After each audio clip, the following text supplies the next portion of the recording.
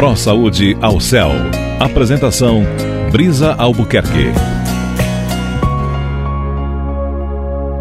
Ainda no tema de esclerose, só que de uma esclerose que veio à tona, que ganhou a mídia mundial, né? A esclerose lateral amiotrófica, que ganhou a mídia com a campanha do balde de gelo, que molhou tantas celebridades como a Gisele Bündchen, o fundador do Facebook, empenhados em levantar fundos para a pesquisa sobre a ELA, uma devastadora doença degenerativa.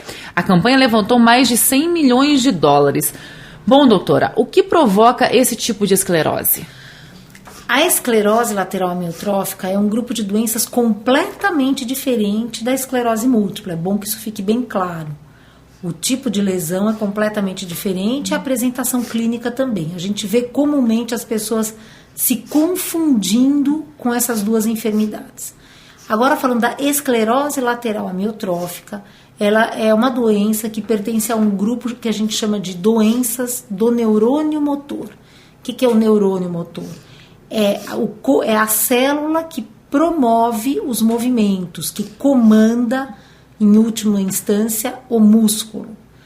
Por isso é que quando a gente tem uma alteração, ou uma lesão, um comprometimento dessa célula do neurônio motor, a gente vai ter, em última instância, uma alteração motora, uma fraqueza muscular, uma atrofia da musculatura.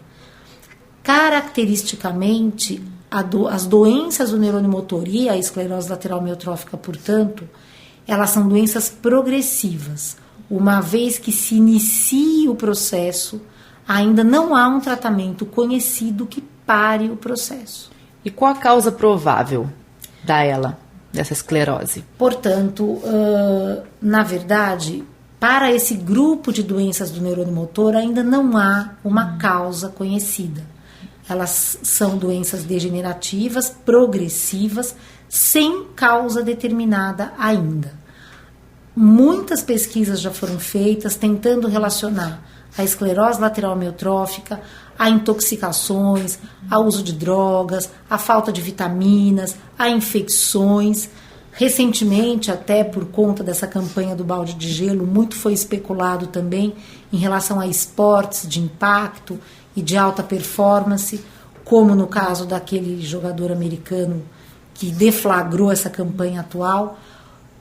Porém, ainda não há uma única causa bem estabelecida que possa ser a justificativa única para as doenças do neurônio motor.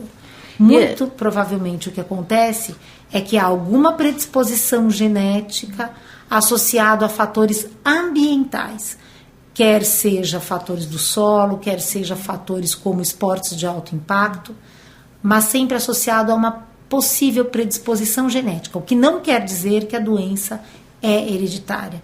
Quer dizer que é aquela genética que a gente carrega de cada um, que nos propicia mais ou menos risco para cada doença. Uma combinação. Uma combinação de fatores. Uhum. E o diagnóstico é difícil, doutora? O diagnóstico da esclerose lateral amiotrófica é um diagnóstico que exige uma grande responsabilidade do médico, porque nós vamos partir do princípio que nós vamos informar para o paciente, para a família dele, que aquela pessoa possui uma doença que não tem tratamento. Portanto, o diagnóstico depende da desconfiança clínica, do quadro clínico, associado a alguns exames que procuram descartar outras doenças que pareçam com a esclerose lateral amiotrófica, mas que tenham cura. E, por fim, na ausência de outra moléstia que explique aquela situação, nós vamos ao diagnóstico da esclerose lateral amiotrófica, que tem sim alguns critérios baseados no quadro clínico e eletrofisiológico, em exames que a gente pode solicitar.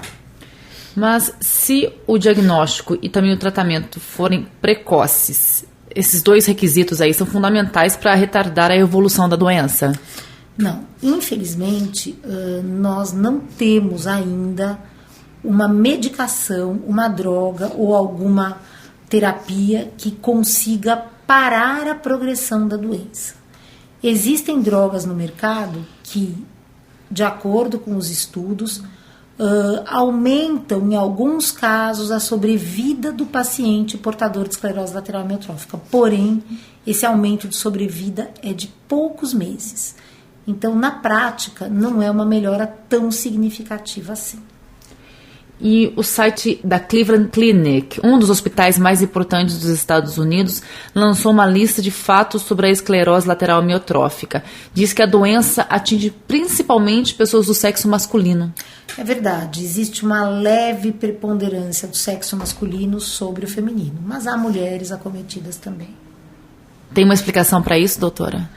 Não tem nenhuma explicação para isso. Pró Saúde ao Céu. Apresentação: Brisa Albuquerque.